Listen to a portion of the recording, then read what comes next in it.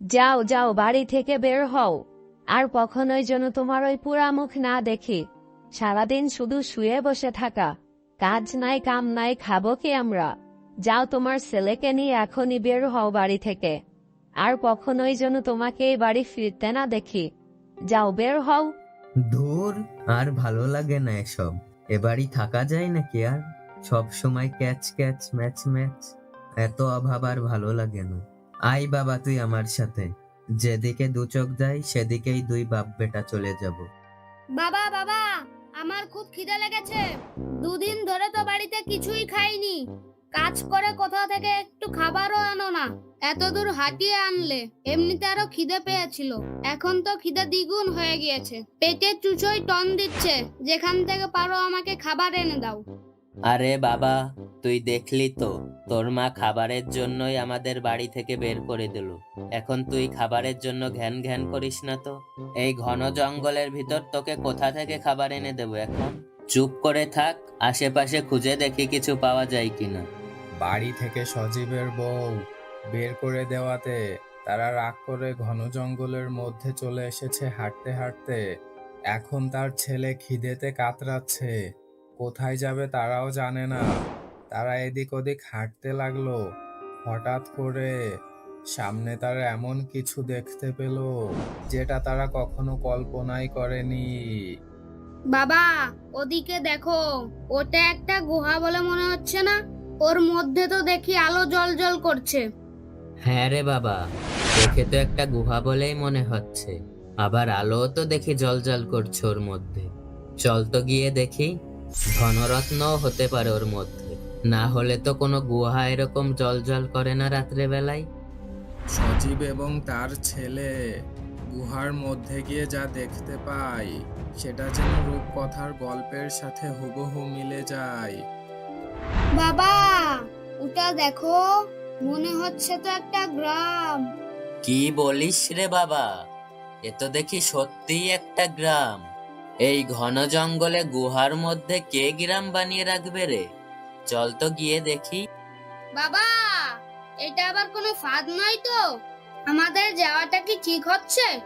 আমরা যে গুহার দরজা দিয়ে প্রবেশ করেছিলাম, সে দরজা তো আর দেখছি না। পিছনে তাকিয়ে দেখো, ওটা তো দেখতেই পাচ্ছি না। আগে চল তো, অত চিন্তা করিস না। 2-3 দিন ধরে না খেয়ে আছি। আগে ঢুকে কিছু খাবার খুঁজি, দেখি কোনো বাড়ি থেকে খাবার দেয় কিনা। আর একটা গ্রামের ভিতর কি বা বিপদ থাকবে। চল তুই চল।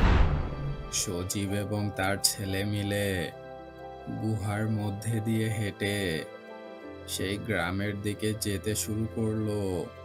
এটা যেন এক অলৌকিক দৃশ্য। এত সুন্দর জায়গা যেটা বলে বোঝানো যাবে না।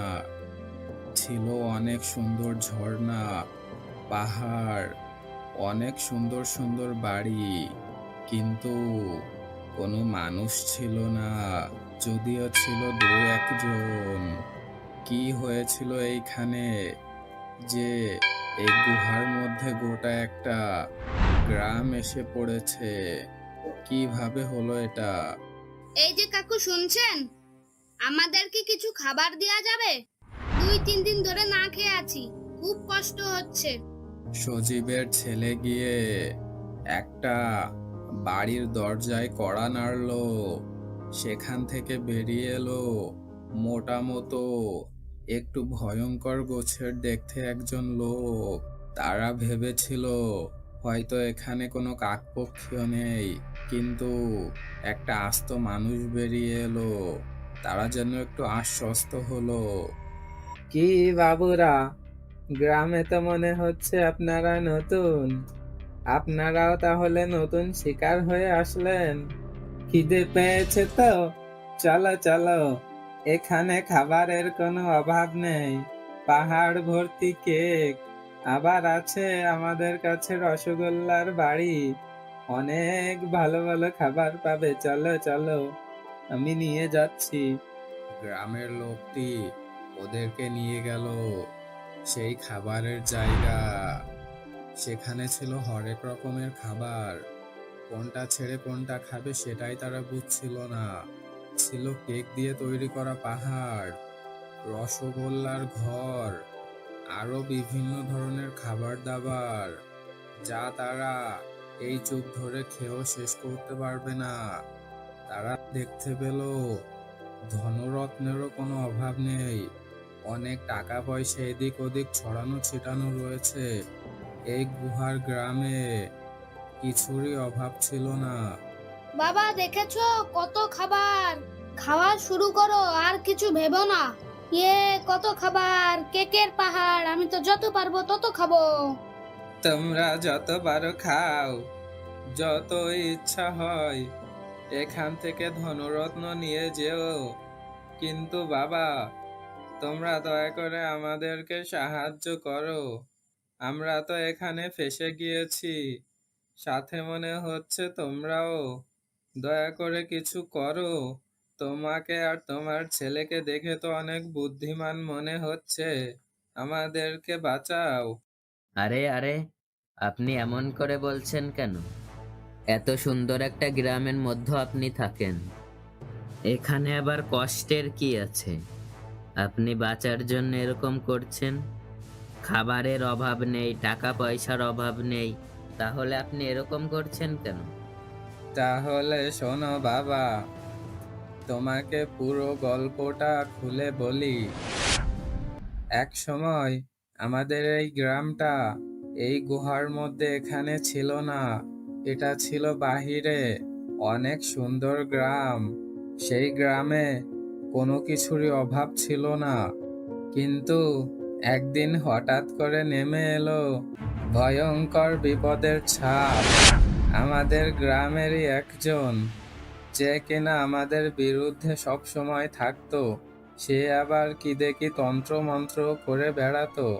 এমন একদিন সে তন্ত্র করে জাহান্নাম থেকে শয়তানের সাথে চুক্তি করে অমরত্ব লাভ করার জন্য আমাদের এই গোটা গ্রাম তাকে দিয়ে দেয়। সেই ভয়ঙ্কর দানবটা আমাদের এই গোটা গ্রামটা সে গিলে ফেলে, এবং আমরা তখন থেকেই এই ভয়ঙ্কর মোটা শয়তান দানবের পেটে বাস করছি। ও প্রত্যেকদিন একবার ঘুম থেকে উঠে খাবার খায়, সব কিছু গিলে গিলে খায়, কিছুই চিবোই না। এবং পানি খাওয়ার জন্য ওই পাশের কুয়াটাতে যায়, ওখানে কুয়ার মধ্যে গিয়ে পানি খেয়ে এসে আবার শুয়ে পড়ে।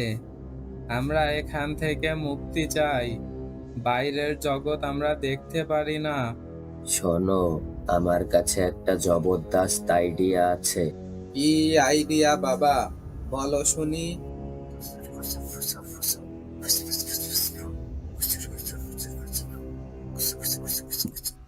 আমরা যেখান দিয়ে এসেছি সেখান দিয়ে বের হওয়ার রাস্তাটা আমরা খুব ভালোভাবেই চিনি। অদ্ভুত ভয়ঙ্কর দানব ডাইনিটা যখন ঘুমিয়ে থাকবে, তখন আমরা মোটা ডাইনিটার পেট থেকে বের হব।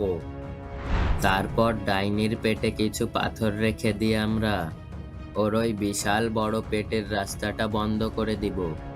ওর পেটে আরো আরো বেশি পাথর ঢুকিয়ে অনেক বেশি ভারী পেট করে দেব। তারপর যখন ও কুয়াতে পানি খেতে যাবে, ও নিজের পেটের ভার আর সইতে না পেরে কুয়ার পানিতে উল্টে পড়ে যাবে। পাথরের ভারে কুয়ার আরো বেশি গভীরে তলিয়ে যাবে। তারপর এই পৃথিবী মুক্তি পাবে এক ভয়ঙ্কর দানব ডাইনির হাত থেকে। আমরাও মুক্তি পেয়ে যাব। সজীব যেমনটা ভেবেছিল সেই অনুযায়ী কাজ করে সত্যি সত্যি ওই ভয়ঙ্কর দানব ডাইনিটিকে এই দুনিয়া থেকে বিদায় দিয়ে দিল, এবং এই পৃথিবী এক সদ্য নতুন ভোরের আলোয় ফুটে উঠলো।